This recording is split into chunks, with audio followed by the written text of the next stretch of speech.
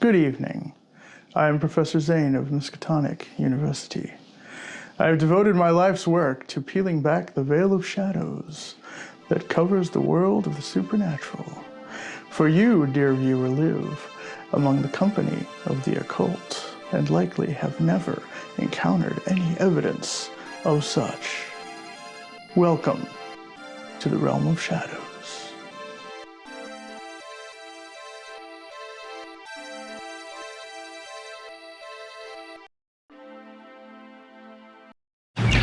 Summertime, and the living is easy, unless you're dealing with demonic possession, and let me tell you, that was one crazy internship. Ouija boards, Dungeons & Dragons, and many forms of popular music, what some have called the language of the soul, seems to have a far more sinister bent, particularly rock and roll music and its sweaty, try-hard cousin, heavy metal. But Professor, why would someone as learned and esteemed as yourself in the ways of the occult have any interest in popular music? The answer, dear viewer, is simple. Heavy metal has long been the rallying cry of the devil. Which is preposterous. After all, the devil isn't real.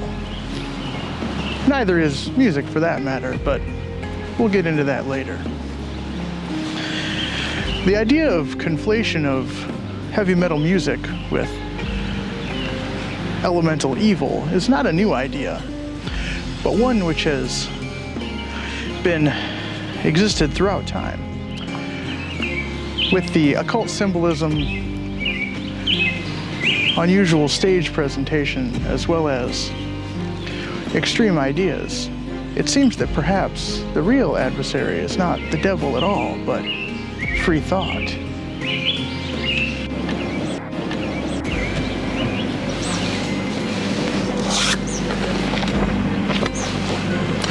Surely there must be some more obvious connection between the sister wives of heavy metal, Dungeons & Dragons, and the Prince of Darkness. I leaned back on my foundational teachings and found myself in the only place where these questions could be answered. I infiltrated a local Dungeons & Dragons gaming club. What I found was nowhere near as ominous as one may expect. Really, it's just a bunch of nerds and math. None of which is inherently evil by itself, but perhaps when performed in unison. And as it turns out, there is absolutely nothing about Dungeons & Dragons that is inherently demonic in nature. But I went deeper. I sent a request for interview to Lucifer Morningstar via fax, which is the only way that one can contact the unholy adversary. But they were not available for comment.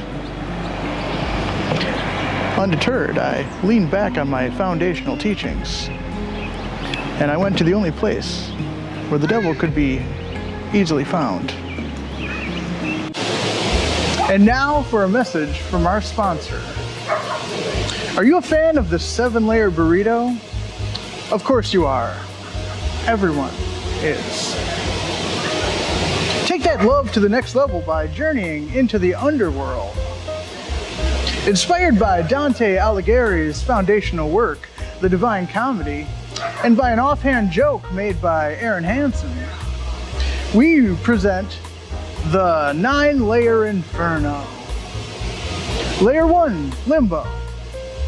This is the seemingly eternal wait while the demonic burrito technicians prepare your meal. Trust us, it's worth the wait. Layer 2, lust.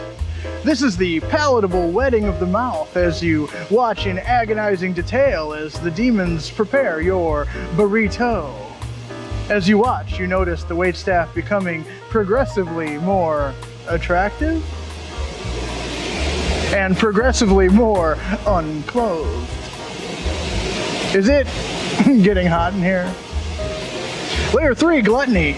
This is the act of telling the burrito specialists every ingredient you want. You ask for too much. You always ask for too much. Somehow they make it work. Layer 4, greed. You've never wanted anything more than you've wanted this treasure wrapped in a tortilla. Layer 5, anger. Why is this taking so long? They messed it up again? They have to start it over? Layer 6, heresy. You find yourself cursing the gods. This place is an abomination. Layer 7, violence. You turn to the diner behind you in line, cursing the forces divine. How dare they blaspheme so readily in your presence? Layer 8, fraud. You've misrepresented yourself. You tell the cashier that you left your wallet in your other pants. They hand over the big bag anyway, and thank you for your patronage. You are silently proud of your deception. You sit down to eat this uncomfortably hot yet inexplicably cold burrito.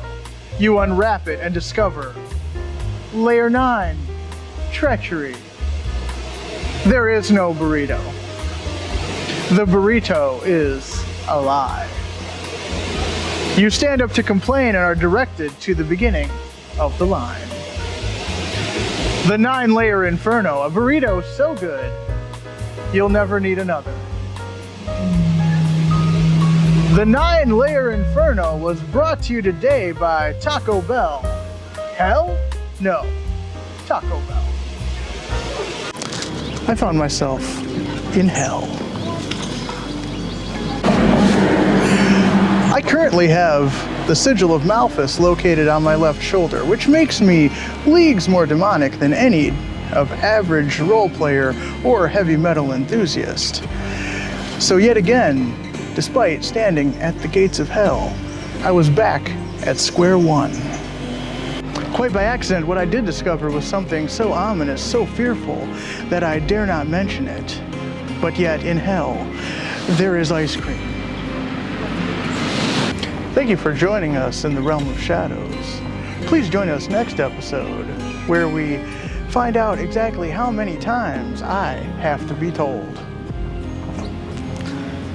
And until next time, dear viewers, stay safe in the light. Car.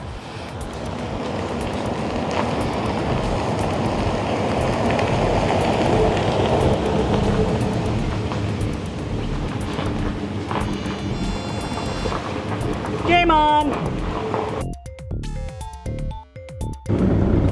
Have you seen this post? Hand me phone. I can increase the font so that you can actually read it.